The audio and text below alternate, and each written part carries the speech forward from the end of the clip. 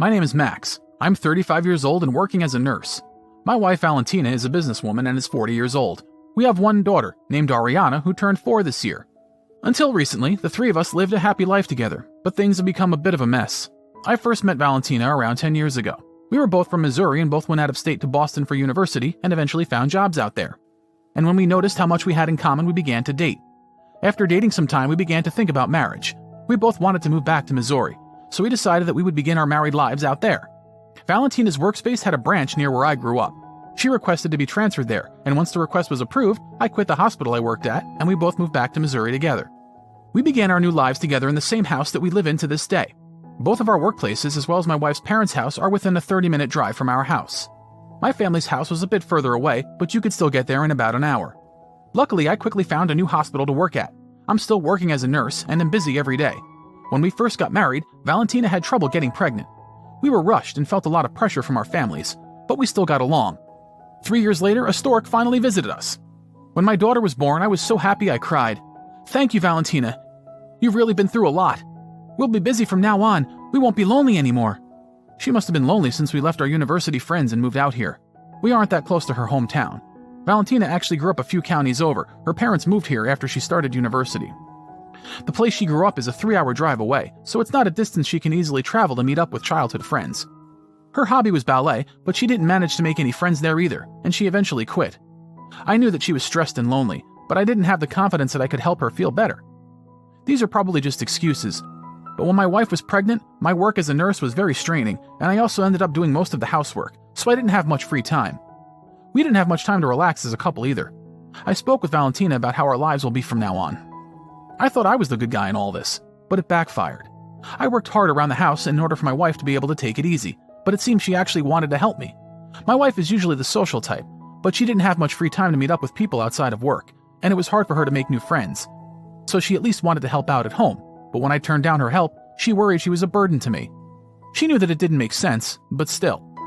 I asked my boss if he could keep me off the night shift for a while, because I wanted to be able to have time in the evenings to spend with my wife. If my boss turned me down, I planned on looking for work at another hospital, but he took on my request without any problem. People made fun of me when I took my daughter to the hospital for checkups. They said I wasn't being manly enough, but I ignored them.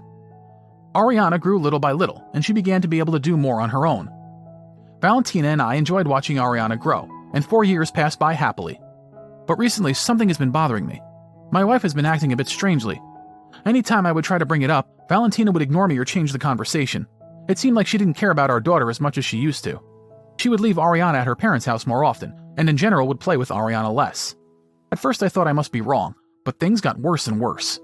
She stopped doing housework and helping out with Ariana, and would just shut herself in her room. She would come home late from work and go out by herself on the weekends.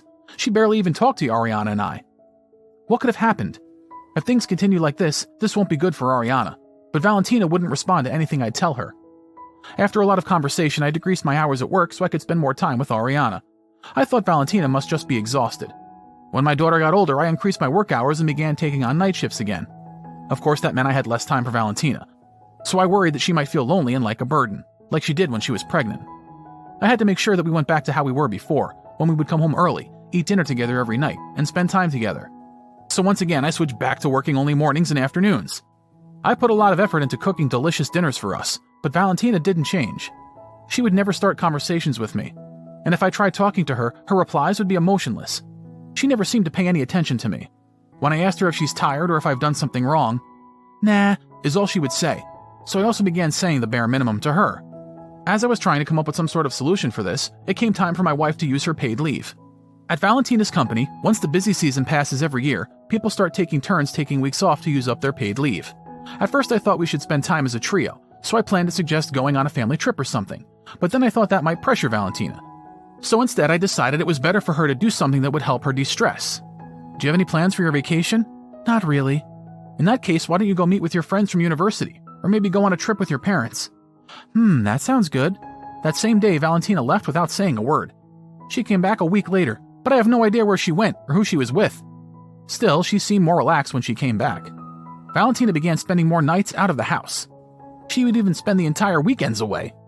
I had no idea where she was going or what she was doing. She might be out with friends, or she might have found herself a new hobby.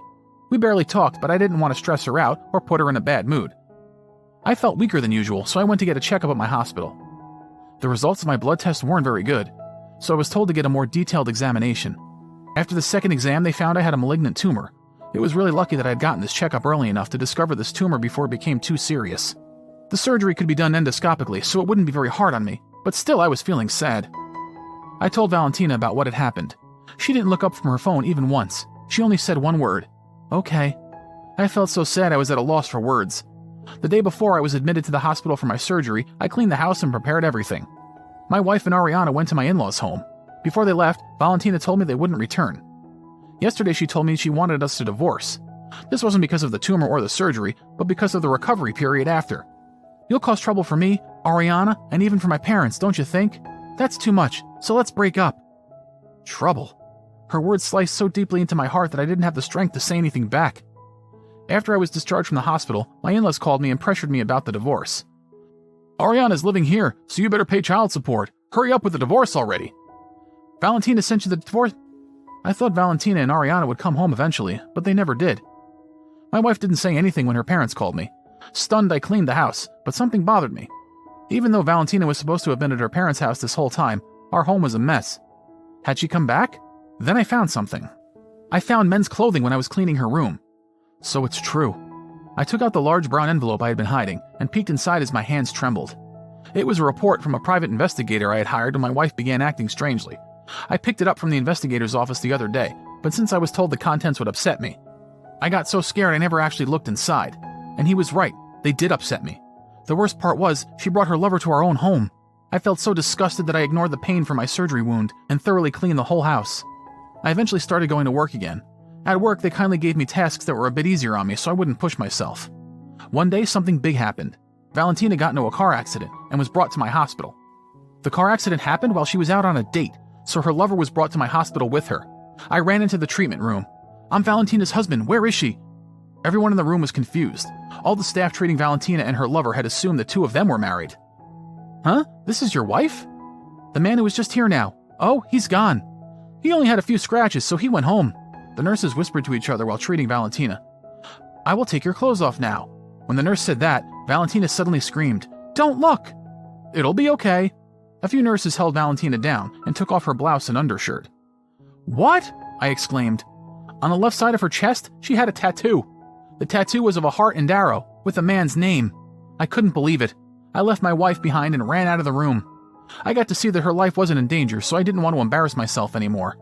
My wife had broken her collarbone and ribs, so she was hospitalized. The staff asked me if I could bring Valentina a few sets of clothing, so I went back home. A few hours later, I brought Valentina's stuff into her hospital room. Her treatment had finished, and she was laying in her bed. Sitting by her side were her parents and Ariana. "Daddy!" "Ariana, are you doing okay?" "Yeah, are you not sick anymore?" "Yeah, I'm feeling better now." Meeting my daughter gave me strength. I wanted to speak to Valentina and my in-laws, so I asked one of my colleagues to take care of Ariana for a minute. I put through the papers for our divorce. "Wait, at a time like this?" "It's okay, Mom, the sooner the better." "I will raise Ariana." "What are you saying? You can't decide that by yourself. We will take Ariana." "Then let me ask, Valentina, do you know the place that Ariana always wants to go to most? Do you know what vegetable she just started eating? Or her favorite characters?" "You can't answer, huh? That's because you don't spend any time with her, right? You plan on leaving her to your parents to take care of, right?" I handed my in-laws the brown envelope. When they saw what was inside, their faces went pale. But they didn't seem too upset. My in-laws must have known about my wife's affair. "I will take custody of Ariana so you don't even come near my daughter again." "You can't stop us from meeting her." "Valentina has that man's name tattooed on her chest. Do you think that's appropriate for a mother to do?" Valentina's parents didn't seem to know about the tattoo. I continued and explained how they made a mess of our home. I told them that inviting her lover to our home while I was in the hospital was something I could never forgive. The fact Valentina would ignore her daughter to meet her lover. Since her parents helped her hide it, they were also to blame. I told them that I would be taking custody of Ariana and would be expecting to receive child support.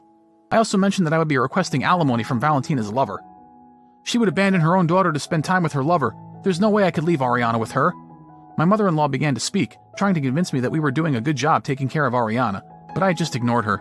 "If you want to go through mediation or take this to court, that's fine with me, but I'm sure if you do that, everyone will find out that this all happened because of Valentina's affair." Our divorce was officialized shortly after. Since I got custody of Ariana, the two of us moved to a new home together. Valentina's lover was also married. So it seems Valentina is paying alimony to his wife too. Rumors spread quickly and Valentina developed a super bad reputation at her office. But since she had to pay alimony and child support, she couldn't quit. Because Valentina had no savings and couldn't pay everything off on her own, her father had to go out of retirement and get her mother to start working part-time. Since I don't have work tomorrow, let's go somewhere. Where do you want to go? I want to go see Mr. Elephant. Then let's go to the zoo and eat something yummy on the way home. Yay! My health improved a lot, and now I'm living a peaceful and happy life with my daughter.